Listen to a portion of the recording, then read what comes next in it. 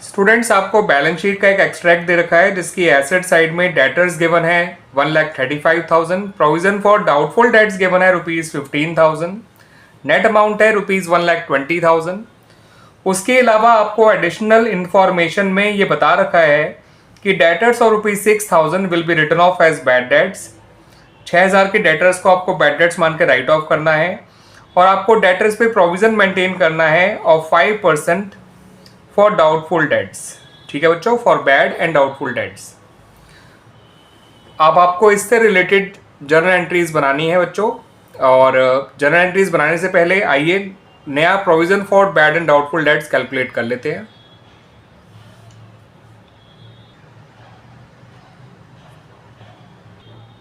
तो बच्चा, नया प्रोविजन फॉर डाउटफुल डेट्स बनाने के लिए आपको डेटर्स के ओरिजिनल अमाउंट जो कि 1,35,000 है उसमें से बैड डेट्स के अमाउंट को माइनस करना है और मल्टीप्लाई करना है with the rate of new provision जो कि है 5%।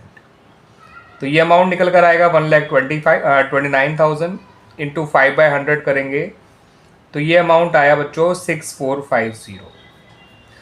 तो amount of new provision for bad debts जो है वो है ₹6,450। आइए अब इससे रिलेटेड जर्नल एंट्रीज बना लेते हैं। सबसे पहली एंट्री बनाई जाएगी बैड डेट्स की। ठीक है बच्चों, डेटर्स के बैड होने की, और वो एंट्री होती है bad debts account debit to debtors account,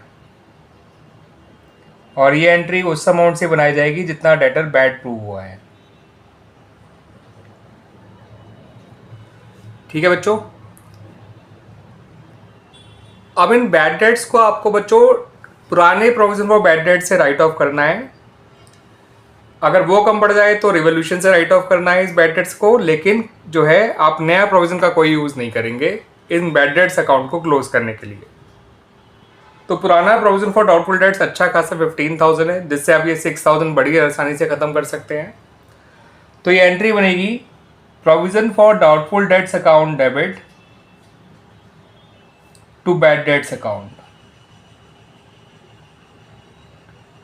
अब बच्चों ये अमाउंट जो है वो 6,000 लिया जाएगा इस एंट्री में, क्योंकि प्रोविजन फॉर डाउटफुल डेट्स है तो 15,000, मगर हमें जो डेटर बैड हुए हैं वो केवल 6,000 थे, तो हमें केवल 6,000 का बैड डेट्स अकाउंट क्लोज करना है। तो 6,000 से ये हमने बैड डेट्स अकाउंट क्लोज कर दिया।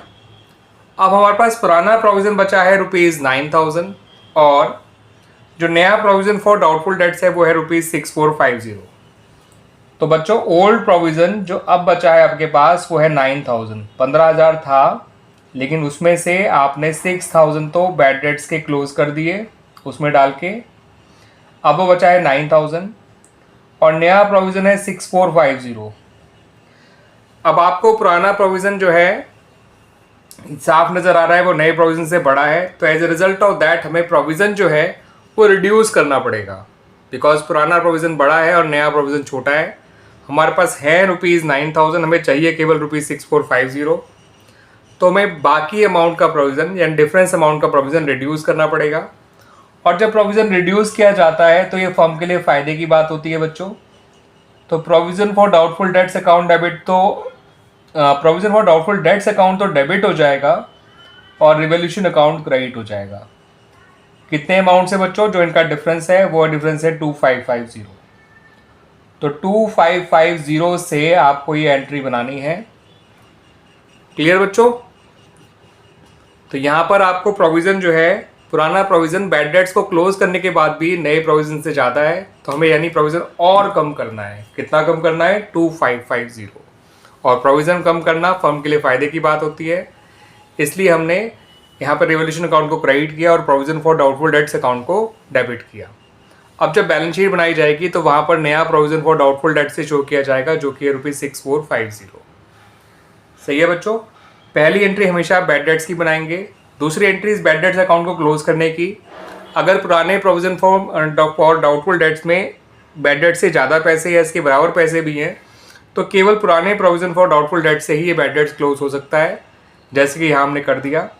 उसके बाद भी आपको पुराना प्रोविज़न जो बचा है वो है ₹9,000 और जबकि नया प्रोविज़न फॉर डाउटफुल डेट्स है ₹6,450। तो आपको प्रोविज़न को फर्दर रिड्यूस करना है ना, 9,000 से लेकर उसको 6450 तक लेकर आना है। इसका मतलब आपको provision for doubtful dates for the ₹2550 reduce करना है और उसकी एंट्री ये बनाई गई। क्लियर होगी बात बच्चों? उम्मीद करता हूँ कि इस एग्जाम्पल से और इससे पहले जो मैंने एग्जाम्पल दिए हैं उनसे आपको ये एंट्रीज बनाने में बिल्कुल दिक्कत नहीं आएगी।